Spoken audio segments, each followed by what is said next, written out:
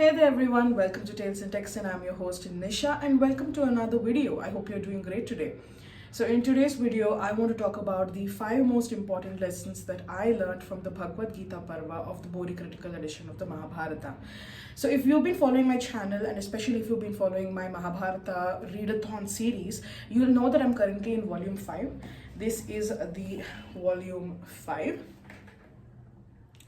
And I started it recently. I started it just maybe about a week ago, a little more than a week ago. And it's been going great. So this volume 5 actually covers the first 10 days of the war, the time when Bhishma is commander-in-chief. And as many of you, whoever is familiar with the Mahabharata story, as you may know, just before the war begins, on the day of the war, Arjuna experiences a crisis in faith. He starts to feel really upset. He gets guilty at the thought of having to kill all these important people in his life: his teacher, his grandfather, his uncles, his cousins, whoever he loves, so all of his friends who are fighting on the Kaurava side. And so he feels really dejected, he feels guilty, he feels afraid at the sin that he's about to commit by slaughtering his own family in order to get the throne and the kingdom for his eldest brother Yudhishthira. And at that point in time, Arjuna drops all of his weapons and he refuses to fight. And it is then that Krishna, who is acting as his charioteer in the war, he decides to offer him some advice that is meant to shake him out of this stupor, shake him out of this state of complete dejectedness where he's not able to even move a finger, and to get him energized and enthused and wise enough to do the action that needs to be done and complete the course of the war. And this conversation that happens between Krishna and Arjuna is called as the Bhagavad Gita, the Song of the God. And so the Bhagavad Gita Parva is almost 107 or 108 page Parva in the volume 5 of the BORI critical edition of the Mahabharata. And I just finished reading it yesterday. And as I was reading through it, a couple of things just kept coming out to me from the text, which I wanted to share with you. One note I do want to offer is that in the critical edition of the Mahabharata, the Bhagavad Gita is as the rest of the text. And what I mean is, it is a word-for-word translation from the Sanskrit critical edition with no interpretations. So what this means is Bibek Debroy has directly translated the shlokas and just given the English translation of the shlokas on the page without a detailed explanation, which typically comes in other books. So for example, I have another Bhagavad Gita over here by Swami Chinmayananda, which is this one. So this is something that's been at home for like ages. I haven't read it fully. I've just read like certain parts of it whenever I felt like the need to go and look into the wisdom in the Bhagavad Gita. So, but this book essentially what it does is, I just want to show you a page so that you can get context to what I'm saying. So for example, here you have the shloka, and then you have many pages of interpretation for that particular shloka. So typically what you will notice in the Bhagavad Gita is that there are many versions of the Bhagavad Gita, first of all, with many scholars, many academicians, many sages, many religious leaders and priests who offer their own interpretation of the Gita, of the shlokas that are there in the Gita, and then they give a lot of books filled with their own interpretations of those shlokas. The critical edition, what it does is just give the translation of the shloka without the interpretation. So it's in its pure form. However, there are plenty of footnotes, and I think this chapter has had the highest number of footnotes that I've read in all 5 books so far of the Mahabharata from BORI. So there is plenty to go on from, but for the most part, the BORI Bhagavad Gita, the Parva of the Bhagavad Gita in this particular edition of the Mahabharata is meant for us to read the source material in English and to just reflect on it ourselves so that we can gain the knowledge and understanding that we first kind of pull from it, right? So I do want to preface that I really enjoyed this particular Parva, the Bhagavad Gita Parva, but yes, it is one of the most challenging texts out there. It is not easy to understand the Bhagavad Gita, and I certainly will not lie or say that I understood everything. Certainly I did not.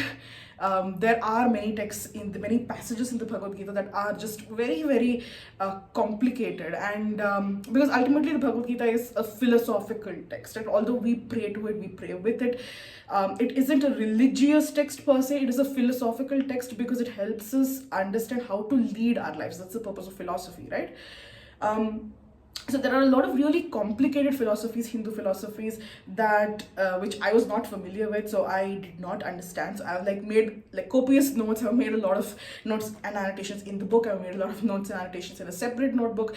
And so the 5 learnings that I want to share today with you are the 5 themes that kind of kept jumping out to me as I read the entire Bhagavad Gita.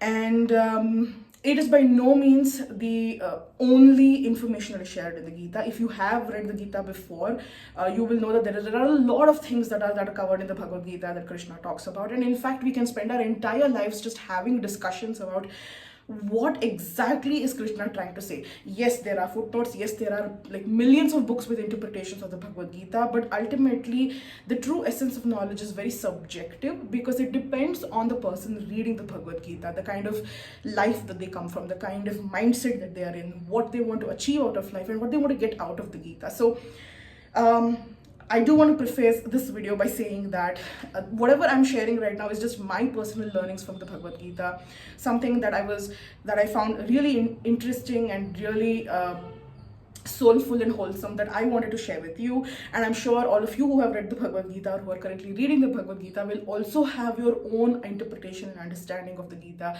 So be sure to let me know what you gained and gleaned from the Gita in the comments below. Alright, so with that, let's dive right in. One of the first things that I actually found out about the Bhagavad Gita when I was reading the Bhagavad Gita, and this does not come under those 5 learnings that I want to share, is that the Bhagavad Gita is actually a text on Karma Yoga rather than the Bhakti Yoga aspect. Now, don't get me wrong, Bhakti Yoga is a very large part of the Bhagavad Gita, and there is a very large section in the Gita itself which focuses on the importance or the how better Bhakti Yoga and Bhakti is over any other kind of engagement with God and the world. But growing up, all this time I was under the misconception that the Bhagavad Gita only speaks about devotion and devotional aspect of engagement with the world and with the God, rather than physical action. But right from the get-go, you see that Krishna does not have any sympathy for someone who says, I'm going to wash my hands off of this situation. I'm not going to do anything. I'm just going to sit and wait for life to happen to me. He is very particular about the fact that, each of us has a role to play and you have to act. You cannot just sit and wait for life to happen to you. That's not going to happen. Life will force you to act whether you like it or not. So you might as well make it easy for yourself by voluntarily putting in those efforts of whatever it is that you have to do. So that Karma Yoga aspect of it, I was actually surprised that the Bhagavad Gita actually focuses this much on Karma Yoga. But that was a very interesting takeaway for me from this book. Now let's go into the first learning that I gained from the Bhagavad Gita. There are many parts in the Bhagavad Gita where Krishna describes himself. He talks of himself physically in his form as Vishnu, and he talks of his energy, his power, his divineness, you could say. And when Krishna is explaining about himself, and again, this is before he shows his cosmic form to Arjuna, this way before that. Whenever Krishna describes himself, he talks of himself in terms of the manifest and the unmanifest entities that are there in this world. And he goes on to explain about how he is part of nature, he's part of the universe is himself, nature is himself. All creatures in this world which you can see and which you can touch, anything that whatever it is manifest, whatever you can feel, you experience through your senses, that is Krishna, that is Vishnu. And even what those things that you cannot see and you cannot experience for whatever reasons, maybe the human senses aren't evolved enough to experience them, or perhaps they've gone extinct as of now and they don't exist anymore. But anything and everything that is part of creation, the entire cycle of creation, maintenance and destruction, everything ultimately goes into him. It is Krishna, it is Vishnu. So one of the first learnings that I had from the Bhagavad Gita was that worshipping God doesn't necessarily mean that you need to go to a temple and worship an idol. Because Krishna described how his essence and he exists in everything in the universe, everything in nature, even within ourselves. You can worship God by worshiping nature, by worshiping the universe, and having a divine relationship with your own body. That's treating your body with respect, treating nature with respect. I think this is a very important lesson to glean from the Bhagavad Gita and from the Mahabharata as a whole, because especially in a time like this, when we are at the precipice of destructive climate change, where creatures are going extinct, where we are losing access to water. India particularly, is expected to head to severe droughts in the coming few years. And there is a lot of issues in terms of equity and equality in terms of access to resources. So when we look at our relationship as humans with the rest of the world, it is important to acknowledge that God is present in nature, God is present in universe, and that kind of divine engagement, it adds that sort of reverence towards nature. And by acknowledging that Krishna and Vishnu is in that tree, or is in that lion, or is in that elephant, perhaps we can start to not view these natural entities as just profit and loss, as just money in the bank, right? We can stop pollution, we can stop poaching, we can address climate change. So to me, because I'm someone who's really invested and interested in wildlife conservation and anti-climate change, that is reversing of climate change. So seeing how God describes himself as being within everything. And I know Hinduism is animistic, and we have this belief growing up, where we are taught that everything has a life source, everything is divine. So you should. That's why when if you accidentally kick something, we do namaskar to it, right? So yet to see this kind of this affirmed by God in this important text is something I felt was really wonderful. And I really hope when someone reads the Bhagavad Gita, they get this sort of spiritual ecological awareness when they read the Gita. The second learning that I had from the Bhagavad Gita goes back to the Karma Yoga aspect. One thing that I had never initially grasped was, what exactly does Karma Yoga mean? Because the word karma has a very loaded and very complex definition, right? I mean, today we have people who use that term so loosely, saying, karma is a bitch, she'll get back at you. I kind of feel like that is such a superficial and very unidimensional way of looking at the concept of karma, because it doesn't really scratch the surface also. So understanding what Karma Yoga means, that was a huge revelation for me. And one takeaway from my understanding of Karma Yoga was how our job in this universe is to be ultimately cogs in the wheel of the universe. This doesn't mean that we don't have free will and that we have to kind of fall into brackets within these expectations that either society or the world has of us. No. Whatever we end up doing, whether, for example, if let's say someone wants to become a DJ, but their parents are saying, no, you should be a doctor. What I understood was that when you look at Karma Yoga, it is not about I have to forego something and do the other thing because society expects this of me. Rather, take both goals and work equally hard at them, but don't expect results from either. Don't be attached to the expectation that because I worked this hard, I need to get this result, or that I hope this works and I hope that doesn't work because I actually want this. So for example, when we study for our exam, I'm sure many of us have faced this, when we are younger and we were giving school and college exams, where we feel like, okay, we've worked so hard and we need to get, full top marks in the exam. But then we find out that someone who has cheated in the exam has actually overtaken us in marks, and we feel dejected, saying, hey, I worked hard, I didn't cheat, so why didn't I get this? So Karma Yoga tells us that, just do something wholeheartedly, don't expect any results out of it, because that disappointment which leads to anger, hate, resentment, jealousy, and all those negative emotions, they don't really help us actually move past whatever has happened and go on to the next one. Let's take a bee for example. The bee goes and collects nectar from every flower and like your various flowers, and then it goes back to the hive where they make honey. More often than not, the bee does not get to enjoy the honey. The bee's larvae do not get to enjoy the honey. We humans go and pluck the hive, and then we use the honey and we consume the honey ourselves. Yet, despite our destroying their hive and taking away the honey that they worked so hard for, the next day the bees go about constructing a new hive and go about collecting more nectar and making more honey. Now, some might say, hey, this creature that might not have any sentience, so this what you're saying doesn't make sense. But ultimately, I think the theme of this example is what I'm looking at. The bees are continuing to do their duty, their responsibility, irrespective of whether they get to enjoy the results.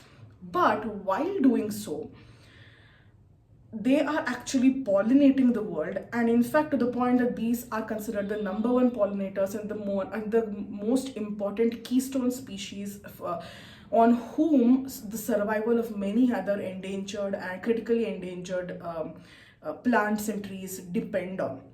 So that is the kind of role that they play in the universe. So even though on a personal level, we might feel like, okay, life is not probably going in the direction I had wanted it to, we are still unconsciously playing an important role in the universe. That role might not seem too huge. For example, we might not be the prime minister, we might not be international guru, but that work ultimately has ripples. It's like an ocean. It ripples out into the universe, and ultimately we form a part of the whole. So whatever it is, whatever work you do, just put your heart and soul into it wholeheartedly, and just try. And yeah, I know it's human to kind of feel upset when things don't work out, or it's also human to feel extremely happy when things, we get rewards more than what we expected, and also be smug about it. But ultimately that doesn't serve anyone, because what's next, right? So that's one thing that I gained from this. I don't know how much is it actually implementable. Yeah, I know I can give all the Jnana I want. I can tell it to myself as a pep talk. How much of it is actually implementable, I don't know, but I hope to kind of use this as an anchor point to kind of keep reminding myself efforts is important. Once you put in that effort, the rest is up to the universe. The third learning that I got from the Bhagavad Gita is, I think, one of the most important learnings. There is a section where Krishna talks of how a person who is truly enlightened, a truly evolved being, who is the closest to me, is the person who can treat everyone equally, whether it is a Brahmana or it is a Chandala. Again, I'm so sorry for using that word. I know it is very derogatory, and it brings with it a lot of traumatic memories and traumatic experiences that the Dalit community is facing today. But the words in the text are exactly that, whether it is Brahmana or a Chandala, that is a grave digger, someone who handles dead bodies in the funeral pyre. So Krishna is very very particular about the fact that, our job as human beings, our responsibility in life as people, is to treat everyone equally with the same amount and level of respect and dignity, whether it is someone who has studied the Vedas and has worn the sacred thread, or someone who digs graves and who lights the funeral pyre. They are equal. And to me, this is such an important lesson that kind of gets lost a lot of times in many Hindu texts, not just the Bhagavad Gita, because of the rampant casteism and the entrenchment of casteism and untouchability that has been there in Indian society. I know some people will say, okay, you know what, the caste system was not meant to be like this, it was based on profession. See, it is not the intention that matters. What has been practiced all along? Someone, and consistently, a group of people have been deliberately consolidating power through the oppression and marginalization and through violence on other community members by saying, oh, tum achut ho, or you are unworthy of drinking from this public well, you are only worthy of taking meat from dead animals as a scavenger. So intention does not matter as much as practice, and oppression, violence has been practiced by certain dominant communities against communities that are economically weaker in terms of access to education, access to health, access to resources.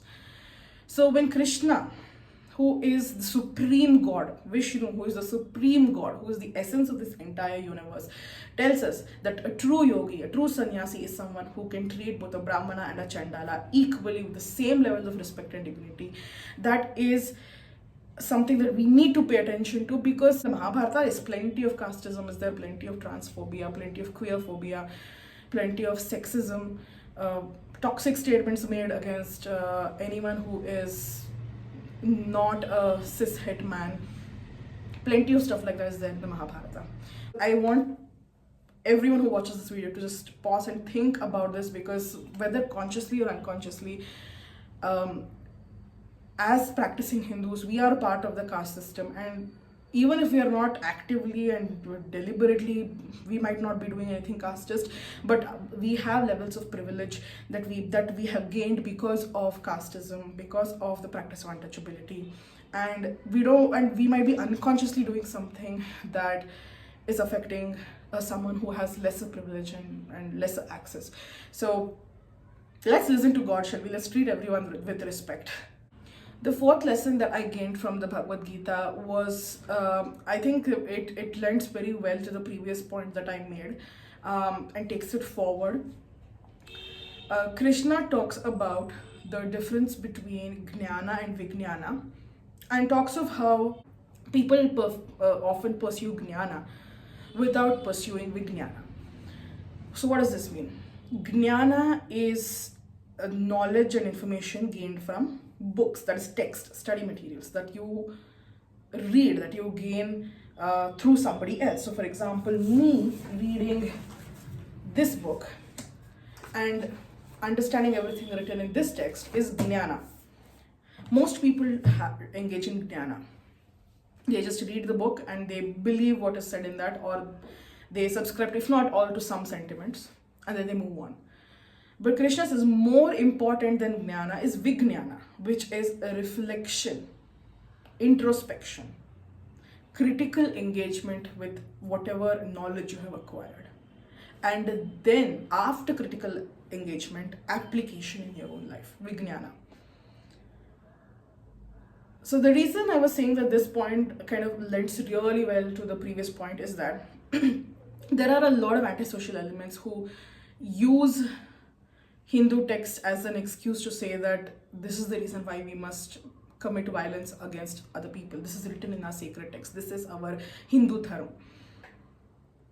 But how many of these people have actually read the text, introspected, reflected, analyzed the meaning, and tried to understand what the text actually says? I don't think many of them would have. A lot of the ignorance, a lot of the violence, and again, I'm not trying to have a cop out here. I'm not trying to excuse any sort of criminal behavior, excuse any sort of immoral, inhumane behavior here. But I just want to kind of draw attention to the fact that if we all, as a society, instead of believing what some religious head, some political head somewhere says about how a certain thing, shastra or a mantra or a paragraph is written in a particular text, a Hindu text, and that's why you must behave this way, and then just blindly follow them like sheep. Instead of doing that, if we try to access the source material, read it for ourselves, try to understand what is given, and then have a discussion with multiple people from different backgrounds, and then make our own informed decision about what is written in the sacred text, I think that would make our society so much better, so much more respectable, and so much kinder and empathetic. And when I say source material could be this: the actual translation, direct translation from the Sanskrit or from the indigenous language, that is an Indian language. Now this book, Mahabharata BORI Critical Edition, it is available for free online. I have actually provided the link in one of my older videos, and I will put the link down again below. So I urge all of you to actually go and read the Bhagavad Gita Parva direct translation from the source. I wouldn't say like all of us will get 100% information from whatever we're reading. For example, I did mention that I didn't understand everything in the Bhagavad Gita that I read because there were complicated aspects, but that shouldn't stop us from trying. Again, Karma Yoga. do it wholeheartedly. It's okay if the results don't match your expectation, but don't stop trying, because you believe that the result will not be what you hope it is. If after watching this video, if you feel like picking up the Bhagavad Gita, I do heartily suggest that you read the translation of the Bhagavad Gita from the BORI edition, and then make your own conjectures from it. And then after that, you can go ahead and read other texts that you prefer to use in terms of Bhagavad Gita, discuss it with your gurus, discuss it with your priests, and then add to that knowledge. Multiple facets of information come together, and you are enriched as a person for gaining that 360-degree perspective about the text. The final fifth learning that I got, the Bhagavad Gita is something that focuses very much on Karma Yoga, action, action, action. There is Bhakti Yoga, and when we talk of Bhakti, Krishna basically talks of Bhakti because Bhakti is the most accessible form of engagement with God. Again, this comes back to, once again, all the hierarchies within Hindu society, Indian society, because of caste, because of whatever, right? When we say someone has to be educated about the shastras, about the sacred text, right?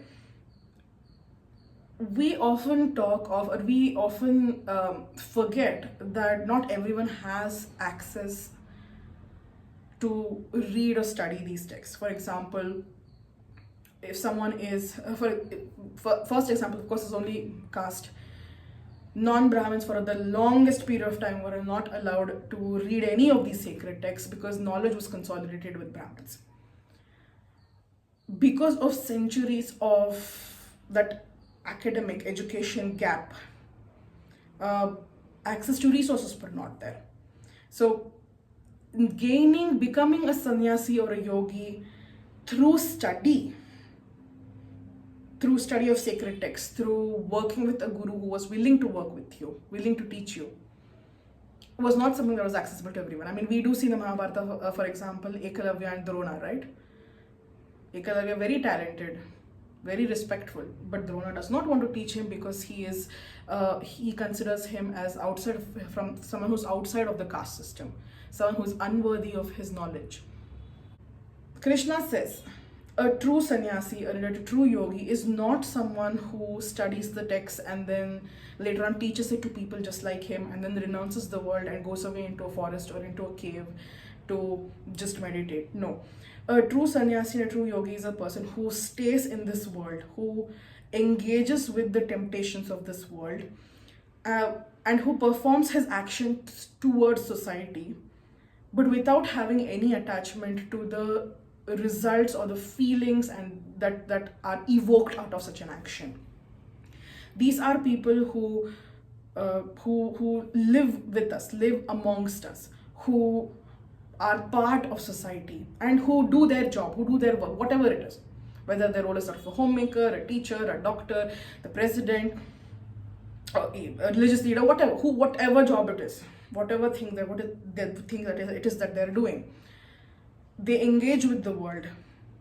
They make themselves vulnerable to those feelings of disappointment, anger, envy, temptation, desire, hate.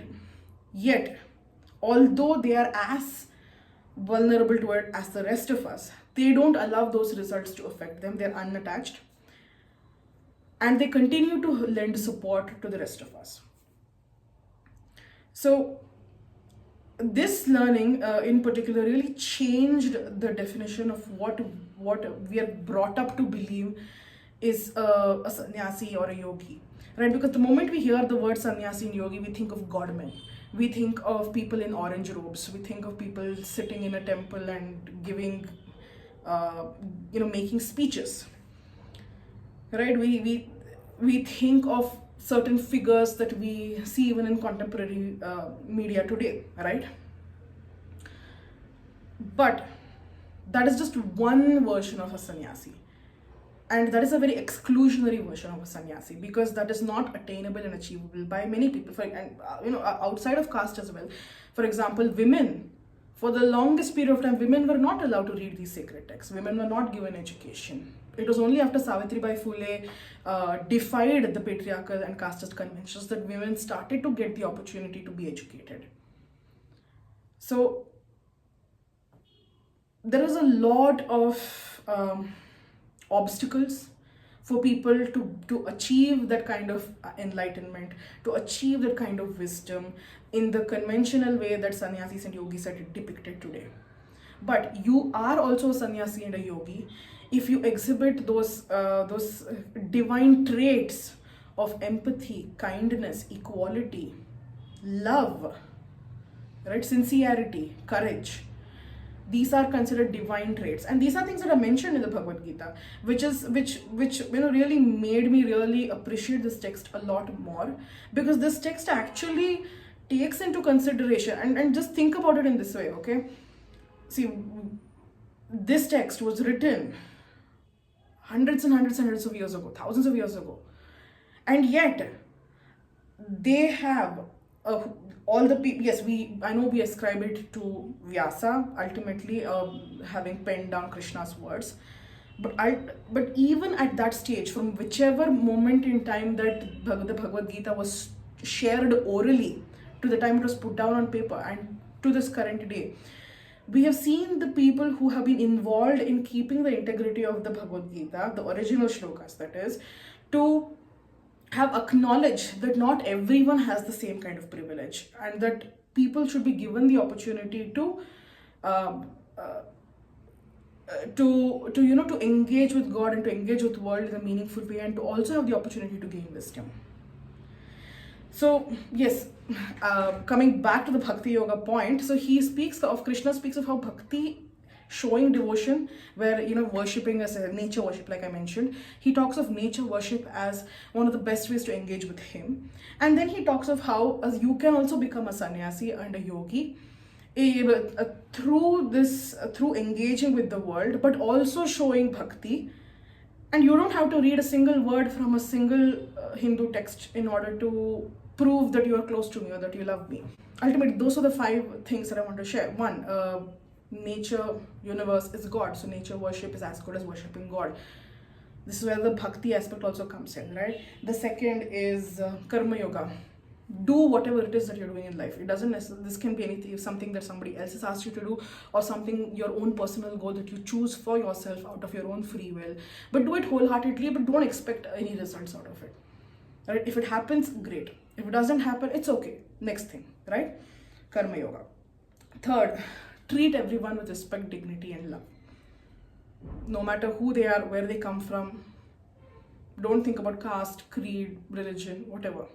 Treat everyone with respect, because God is present in every human being, and if you respect everyone, you respect God. Next one, don't just look at Jnana, don't just look at study, don't just believe other people's words. Let there be Vijnana, introspection, reflection, critical engagement. Consolidate Jnana and Vijnana, and then you will get holistic knowledge of whatever it is that you're pursuing. And finally, you don't have to renounce the world and only look at the sacred text in order to become an evolved or an enlightened human being. You can do so by participating actively in society and exhibiting divine traits like kindness, love, empathy, courage, sincerity, and a lot of other positive traits, and giving a contribution to society without expecting anything in return. Do let me know in the comments, have you read the Bhagavad Gita? Do you plan to start reading it? If you have, what parts stuck out to you? What did you understand from the Gita? What lessons do you want to take home? And what lessons do you want to share with the rest of the world? I can't wait to read them. All right. Thank you so much for watching, and I will see you next time on Tales and Texts. Bye-bye.